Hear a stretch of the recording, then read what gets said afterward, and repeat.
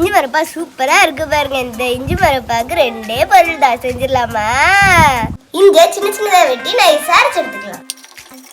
பாருங்க, கொஞ்சம் தண்ணி ஊற்றி நைஸா அரைச்சு எடுத்துக்கிட்டே போற பாத்திரத்துல சேர்த்துக்கலாம். இப்ப நம்ம சீனி சேர்த்துக்க போறோம். 100 கிராம் இஞ்சிக்கு 1/4 கிலோ சீனி போட்டா போதும். சீனி கரைஞ்சி மறுபடியும் கெட்டியாகட்டும். பாருங்க, நல்லா கரைஞ்சிருச்சு. இது அப்படியே கெட்டியாகட்டும். கொஞ்சம் கொஞ்சமா இதோட பக்குவம் மாறிக்கிட்டே இருக்கு. நல்லா பாகு மாதிரி வரட்டும். அவ்வளவுதான், பக்குவம் ரெடி ஆயிடுச்சு. ஆஃப் பண்ணிட்டு பாத்திரம் மாத்திரலாம். ஒட்டாம இருக்கிறதுக்கு எண்ணெய் தடவிக்கலாம். 2 மணி நேரம் வெயில நல்லா காய வச்சு எடுத்துருக்கிறோம். சாப்பிட்டு வச்சிடலாம். இதுல ஒரு கம்ப்ளைண்ட் இருக்கு. அது என்னன்னா, இதுல சக்கரை நிறைய இருக்கு. அதுக்கு நம்ம என்ன பண்ணிருக்கணும்னா, இஞ்சி அரைச்சிட்டு பிழிஞ்சு சாறு மட்டும் எடுத்துருக்கணும். அப்ப கரெக்டா இருந்திருக்கும்.